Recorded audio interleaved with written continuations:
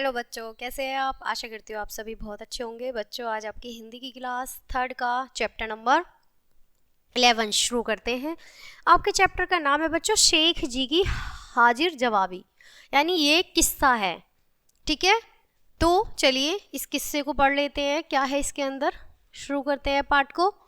सुल्तान मीर मुर्ताजा के सेनापति शेख जी हाजिर जवाबी के लिए विख्यात थे। सुल्तान समय समय पर उनसे अटपटे प्रश्न पूछते रहते थे।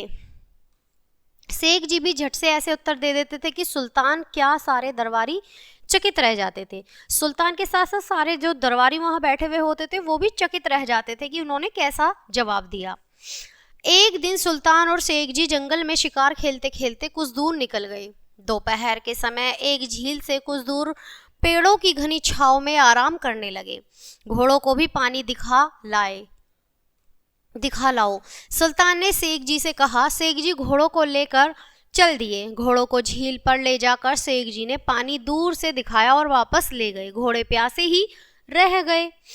प्यासे घोड़ों की ओर देखकर सुल्तान ने कहा, इन्हें पानी नहीं पिलाया? नहीं, क्यों नहीं पिलाया? ऐसा जवाब आया।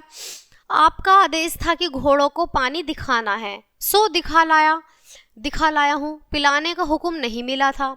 तुम महामूर्ख हो शेख जी, कहकर सुल्तान हंस पड़े और बोले, तुम युद्ध कौशल में जितने आगे हो तुम्हारा व्यवहारिक ज्ञान उतना ही कम है।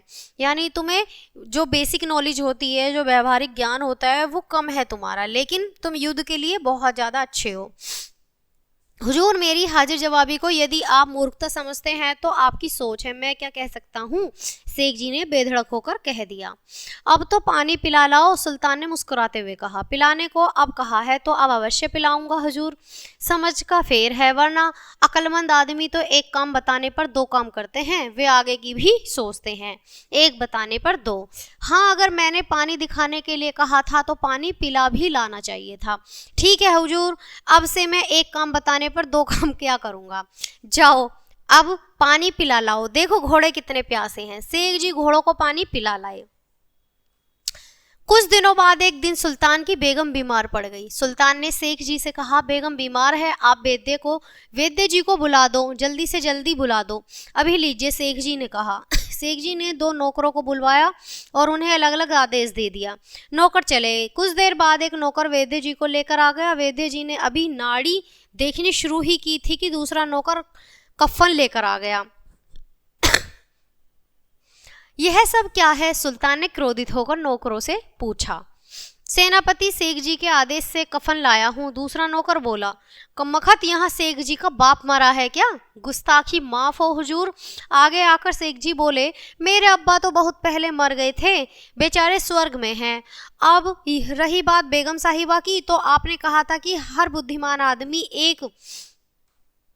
एक काम बताने पर 2 करता है। आगे तक की सोचता हूँ, यह सोचकर मैंने वैद्य जी को भी बुलवा लिया है, कफन भी मंगवा दिया है। मैंने आगे की सोची है, आपने एक काम बताया था, मैंने 2 कर दिए हैं। सुल्तान खींचकर चुप हो गए। शेख जी का जवाब निराला जो था। सुल्तान अब समझ गए थे कि शेख जी को हराना असंभव है। तो बच्चों, ये जो पाठ है शेख जी के ऊपर, आपने देखा उनकी बुद्धिमत्ता का जवाब नहीं, कि वो एक काम मतलब जितना बोलेंगे उतना ही करेंगे, और उन्हें समझाया तो वो समझे किस तरह से। चलिए, ये था हमारा पाठ। आशा करती हूँ आपको बहुत मज़ा आया होगा।